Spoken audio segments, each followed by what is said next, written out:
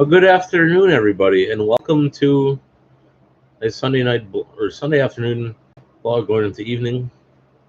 I just want to wish everybody a happy Easter. I was going to do this video earlier today, but due to I had a few other projects here, starting to get things packed up. So there's a few things that we're going to address.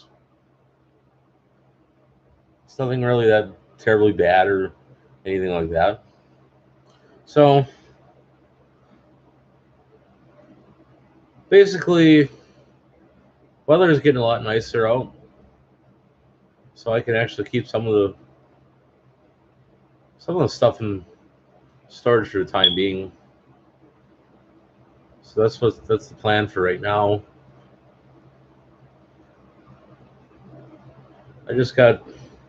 I got a third of things packed in here. I just got a little ways to go. So by the end of April, we'll have more stuff cleaned out of here. So on that note, things are kind of going well. Business is decent at the moment. So I had an interesting one the other day. Somebody was looking for a job, and I'd like to hire somebody right now, but now is not really a good time when you're in the middle of an eviction,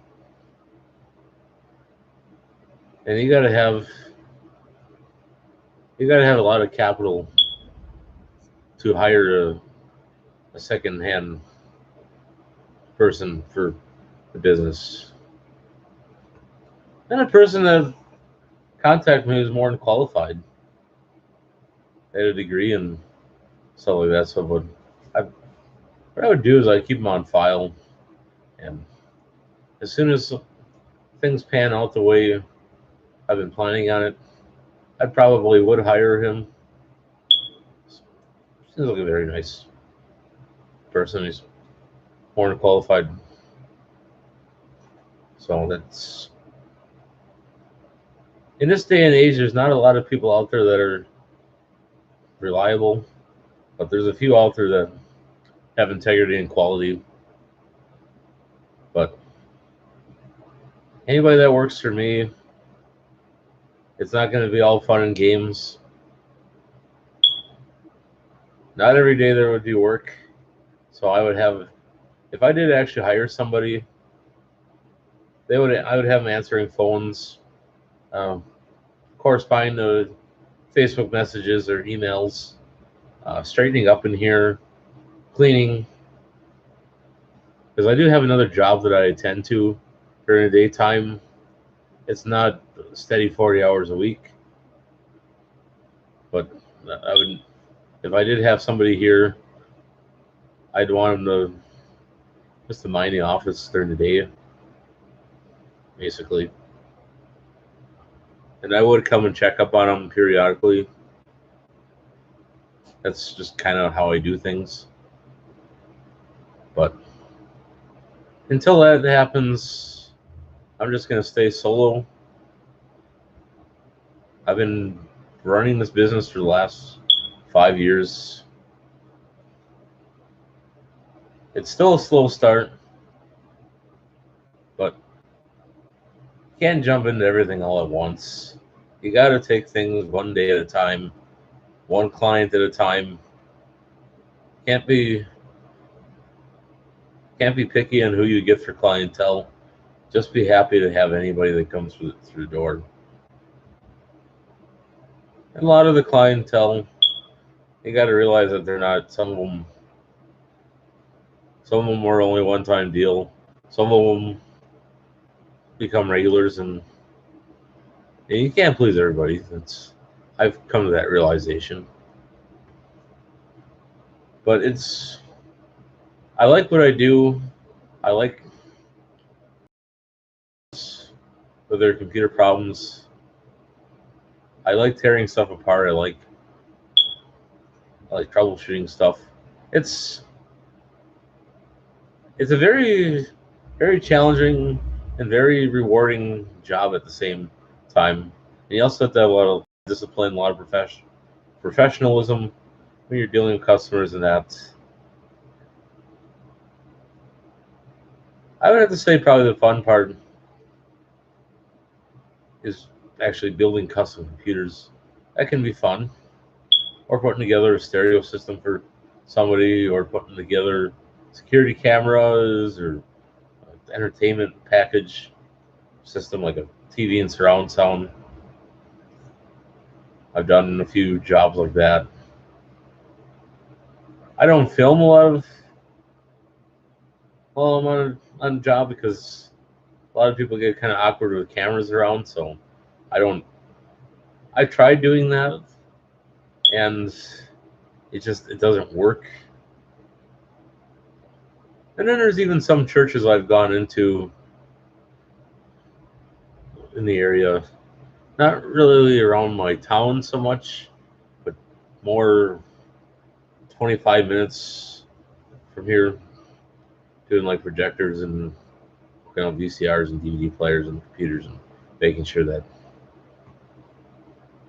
And some of those people in the churches are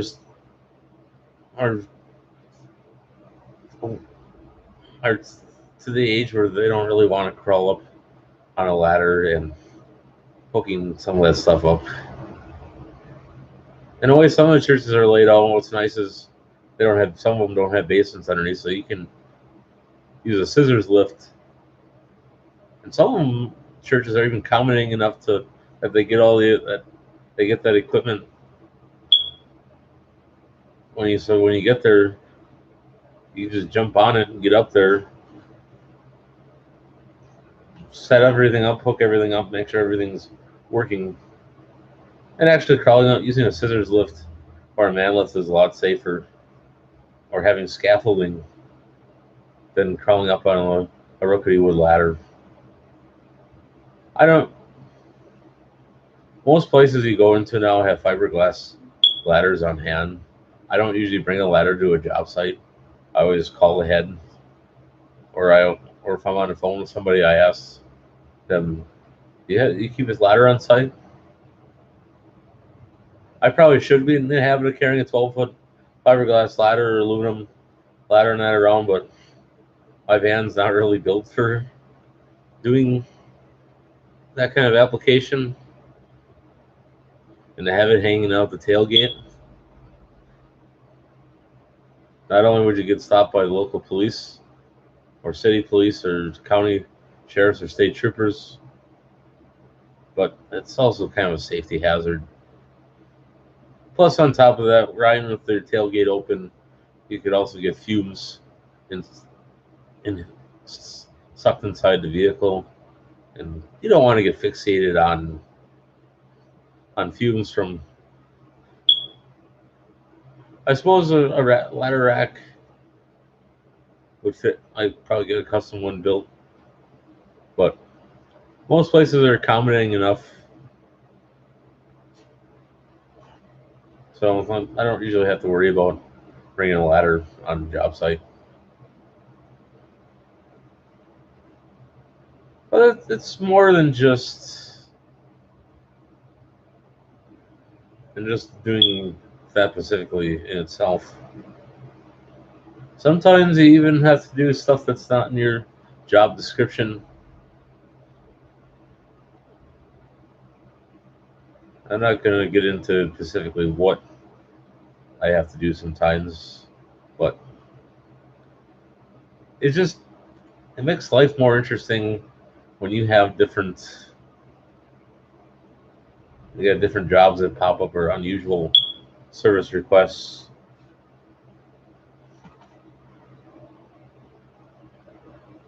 Some of it's probably what you probably should have an electrician do, but it's not. Some of the stuff is something that you can kind of do on your own. It's not like you're wiring up or adding new wires to a service panel or wiring up a new receptacle or anything. That I will not do, because you got to be licensed to do that kind of work. So I always choose not to do that. And usually most job sites I go on to, they already have outlets wired up to meet where the equipment is going to go, so you don't have to run. There's actually, according to a lot of fire marshals and a lot of inspection companies or insurance companies, it is illegal to run extension cords through a ceiling. Even a drop ceiling, you really shouldn't cable tie extension cords or any thing like that. You got to run outlets, get a certified electrician, and have them wire up some outlets, even if they have to tap into a junction box. More than likely, a projector is not going to suck 15 amps. Probably at the maximum 3 or 4 amps. So you probably won't even have to run a dedicated line. You can just tap into something. It also depends on your building codes and what county you're in. Each county, they have slightly different specifications for how that stuff is done. So that's also something. And if you are running cables across the ceiling and you have fluorescent light fixtures in the ceiling to go along the way, you might want to shield your cables, because usually when fluorescent lights run, sometimes they have a interference, or they emit frequencies and stuff, and sometimes it'll affect the certain cabling, and so you might want to put it like in a plastic shield or something. A lot of cables now have a shield around the inside to protect that copper from interfering with any frequencies emitting from like the ballast or the light bulbs. So Cat 5e is not like that, but Cat 6 cables, because you get an interference, you're not going to get that same bandwidth as you would if you didn't get the interruption. So another topic that we're going to cover real quick here is like insurance policies. And typically in a business, you probably should, or you should have an insurance policy in case your employees get hurt or you get hurt on the job or something. But that's kind of stuff costs money, so I just kind of tend to skimp on what I actually do, getting policies and stuff like that. So computer business isn't the whole purpose of this Easter blog, but today we're mainly going to reflect on Easter, and basically, as most Christians and Catholics observe that Jesus resurrected from the dead. He was put to death on Friday. Thursday is the Last Supper. I'm not going to get into the whole gist of that specifically, but just to kind of jog your memory a little bit on that topic. But basically, since the scamdemic is going on, and some of you out there are thinking, are you crazy for saying it's a scamdemic? It's all real. No, it really isn't. But we're not going to go into detail on what I think, because big government and Big Brother and all of them, they're just trying to put out outrageous lies and stuff like that. But obviously, most of you know that it's all a scam. So basically, a lot of church services in the area, I've observed from going to certain places that you got to have reservations to even be allowed to come inside to a church. And if you don't have reservations, they make you sit in a separate room and watch it on a projection screen. And I'm thinking, some of you are going to argue this, saying, well, it's fair to discriminate, but of all things to discriminate against is a church to discriminate against their own parishioners or people. You should be able to attend church wherever you want, whenever you want. You shouldn't have to make a reservation or pay to have a seat in advance.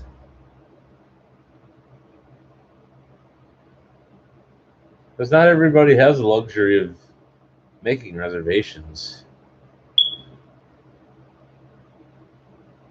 And the kind of message that puts out, that to have I can understand a restaurant having reservations, but a church,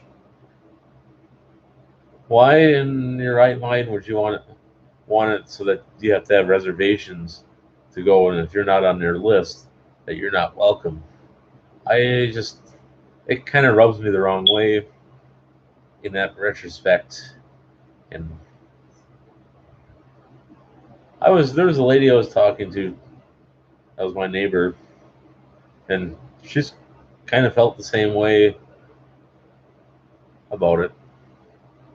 Well, I still after 2 hours of talking with that neighbor, and I can get into the whole conversation that we had, but I brought that up, and she kind of felt that was discriminatory as well. But I really, not only is that discriminatory, but it's bad enough that a lot of churches last year around this time just kind of bowed down to the government and said, "Okay, we'll close our doors for you. We'll make you happy. We'll shut down." And the sad pity of it all is that somebody sent me a text message. More number.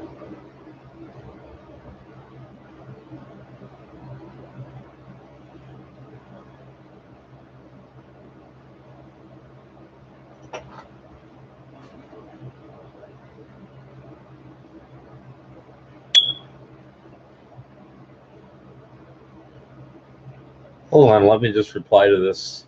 This is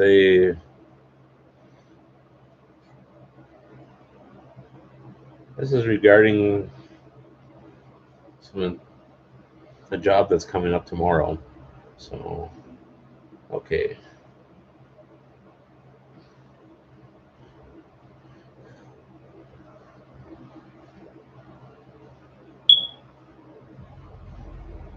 Finally went to Walmart and got my phone fixed. So now I can text again on both phones.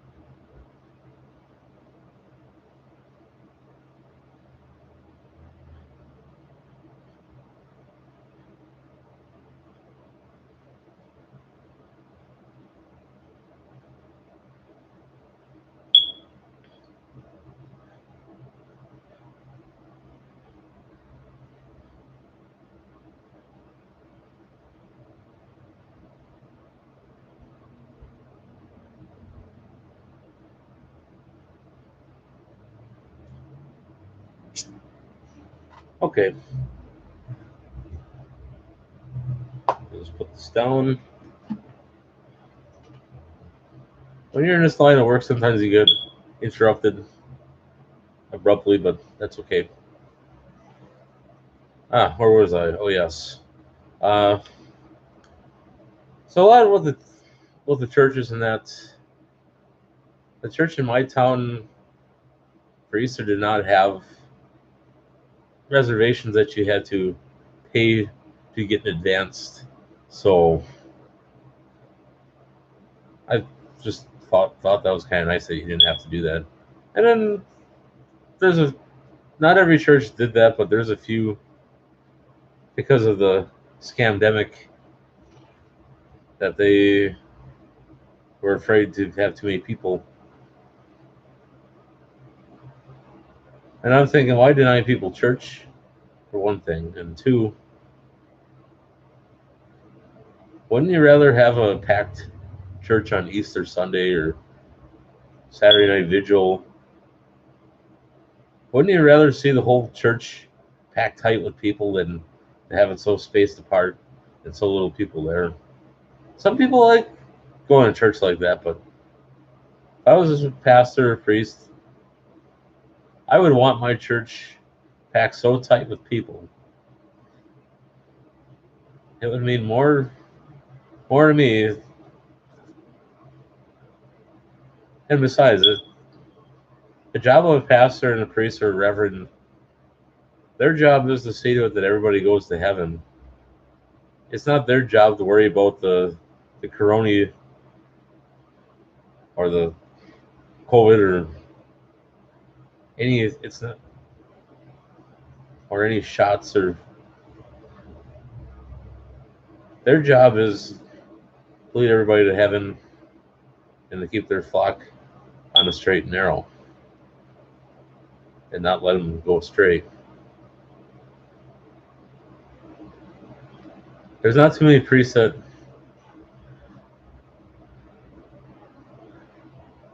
think logically like that, but it's church should not be worried about what all the stupid protocols that the government wants you to do, like washing your hands after every little thing that you do, and it's just. And the other sad pity is, even though there was a lot of people in church, I was probably about the only one that didn't wear a mask in there. And other than all my relatives that didn't either, but majority, 97% people will be so afraid. It's the thing that you have to look at is,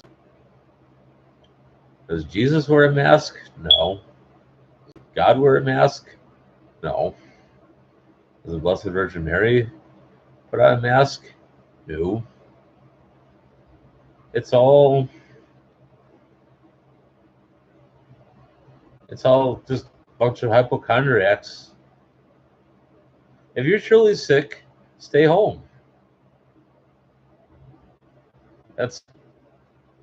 If you're really that deadly sick, then why would you be out and about? But for perfect healthy people to worry about catching germs or catching the virus, you gotta expose yourself to some germs. Because if you just sit in a bubble all day and then you go out, you're gonna get sick. But you gotta expose yourself, because otherwise you're gonna catch every flu or. And another thing that really rubs me the wrong way, somebody I was talking to yesterday, that their father went down and had a checkup or something, and the thing that really throws a red flag is when you go down to a freaking doctor's office and they ask you if you want a flu shot, and you say sure. And the real legitimate thing that really fires me up is that they lie straight to your face telling you that you're taking a flu shot when you're really taking the other vaccination, and they don't tell you that, and then all of a sudden you look down at the bottle and the syringe and it doesn't say what they it said that they were doing. Now that would really frickin' tick me off. And the guy, not only was customer's dad irate, but the customer was irate about what happened because they had no intentions of ever getting that what vaccination. And unfortunately,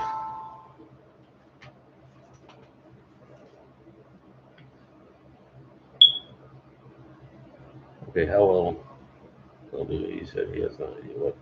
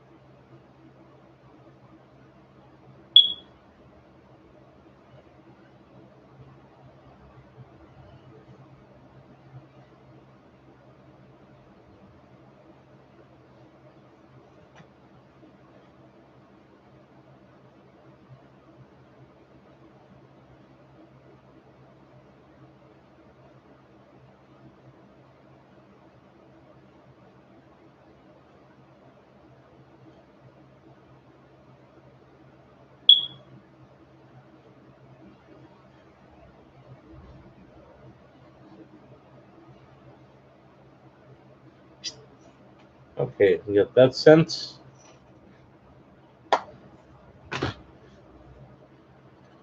So, like I was saying, I just kind of today's society and ethics and morals, and I kind of think that those doctors that pulled that stunt,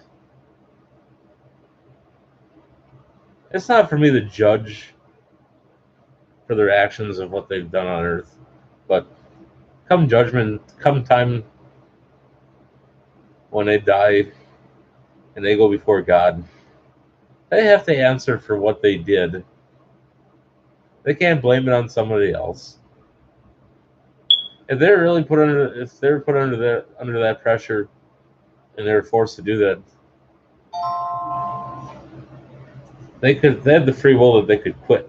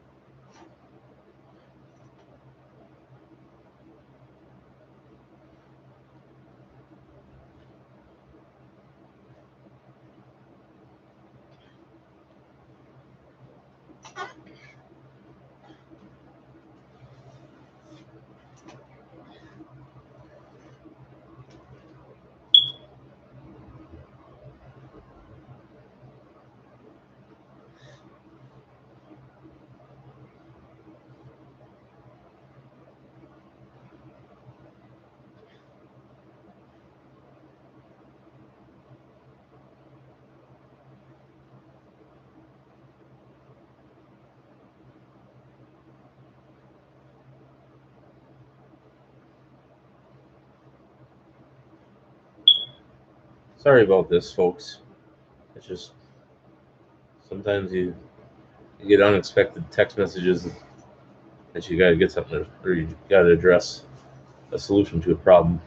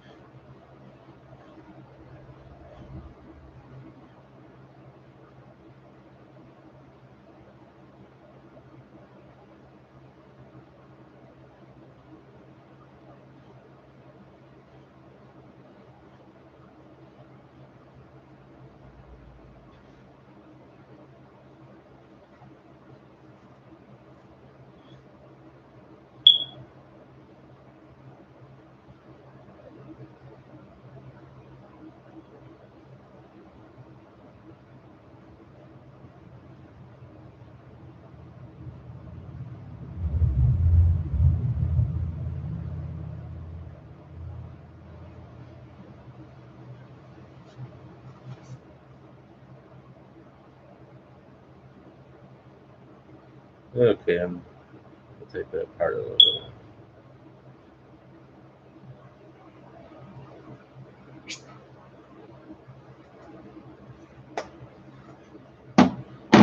There. Okay, so like I was saying, as far as how the church goes about it, a lot of people use the excuse that Pope Francis says that everybody should take the vaccine and that he okays it. What a lot of people don't realize is Pope Francis is not really who he says he is. He's sort of the Antichrist. And a lot of people out there really don't know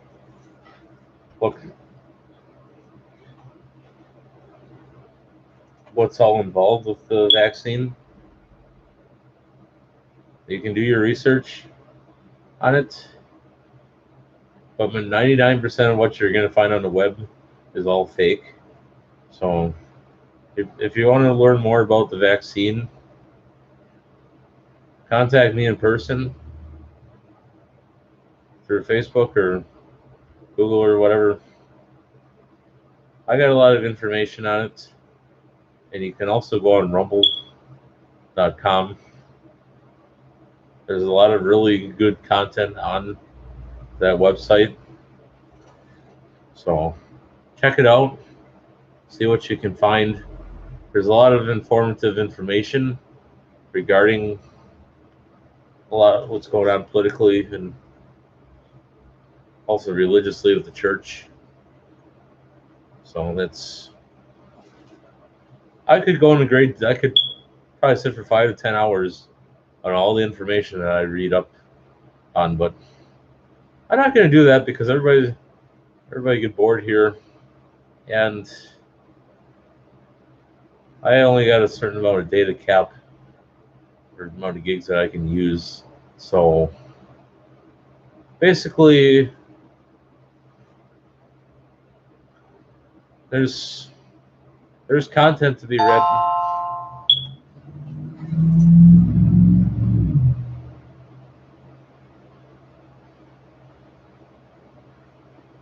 Yeah, you can actually do a thumbs up on here. Wow, cool! I didn't know that. Well, this is a flip phone, so you don't have the choice of doing a lot of that stuff compared to on a smartphone. I do carry a smartphone around, but I also use a flip phone at the same time. So basically, There's also a lot of other information you can check through Revival Today with Jonathan Shuttlesworth. The other one or pastor that you can find a lot of political stuff on, a lot of information, is Dr. Rodney Howard Brown. Church Militant is more focuses on the issues of the Catholic Church, but there's a lot of good information on there as well. And so is Simon Parks, the Naval Intelligence Officer. He's not on YouTube so much because a lot of his stuff gets deleted all the time, but he has a lot of stuff on Rumble. I haven't been on there today yet, but eventually I'll get on there again and start watching some more content.